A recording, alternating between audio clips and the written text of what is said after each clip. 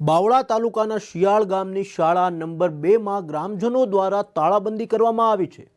બાવળા તાલુકામાં આવેલ શિયાળ ગામની શિયાળ 2 પેની શાળામાં તાળાબંધી કરવામાં આવી હતી, ત્યારે ગામ લોકોએ કરી છે હાલ તાળાબંધી। શાળા ખખડધજ બની ગઈ છે, ત્યારે છત પરથી મોટા મોટા પોપડા પડી રહ્યા છે। ત્યારે જો પોપડા બાળ પર પડે અને બાળકોને ઈજાઓ થાય તો કોણ જવાબદાર? ત્યારે એન્જિનિયરે આ શાળાને ડેમેજ જાહેર કરી દીધી છે, પરંતુ અન્ય જગ્યાએ શાળાને બનાવતી નથી, ત્યારે લોકોમાં રોષ ભભૂકી ઉઠ્યો છે। આ શાળામાં ફક્ત આદિવાસી પઢાર સમાજના બાળકો જ અભ્યાસ કરે છે। કેન્દ્રીય ગૃહપ્રધાન અમિત શાહનો છે આ મત વિસ્તાર, તેમાં શાળાઓની સ્થિતિ ખરાબ જોવા મળી રહી છે।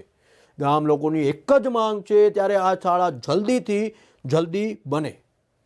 અમે બધા આગેવાનો સૌ ભેગા મળીને ગામને નિશાળનું તાળાબંધી કરેલું છે। અમે નિશાળ છેલ્લે 4-5 વર્ષથી ડેમેજ છે, અવારનવાર પોપડા ઉપરથી પડે છે। હવે જો છોકરાને જે વાલીઓ છે અવારનવાર બધા મજૂરીએ જતા હોય છે। અમારું ગામ બધું મજૂરીએ જવાવાળા છે, અહીંથી છકડા ભરીને અમદાવાદ તાલુકામાં બધે આડાવાળા મજૂરીએ જાય, રાત્રે મજૂરી કરીને આવે। હવે છોકરાઓને ભણાવવા છે અમારે, પણ કઈ સ્થિતિમાં અમે ભણાવી? નિશાળ અવારનવાર પોપડા પડતા હોય છે, વાલીઓ બચારા મજૂરીએ જાય કે આ ચિંતા કરે કે નથી મારા છોકરાને વાગી જાય છે। તંત્રને અવારનવાર અમે રજૂઆત કરવી છે, ટીડીઓ સાહેબને, કલેક્ટર સાહેબને, ધારાસભ્ય સાહેબને અમે રજૂઆત કરવી છે, પણ કોઈ ધ્યાનમાં દોરતા નથી।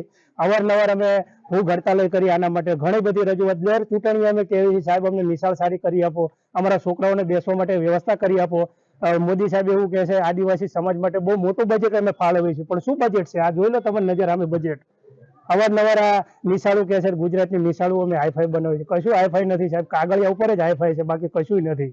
પઢારની શાળા પડેવી છે અમારી નંબર 2, તો અમે છોકરા બેસાડવા માંગતા નથી અહીંયા, તો અમારે વિકલ્પ વ્યવસ્થા કરાવે એવી અમે માગણી કરીએ છીએ।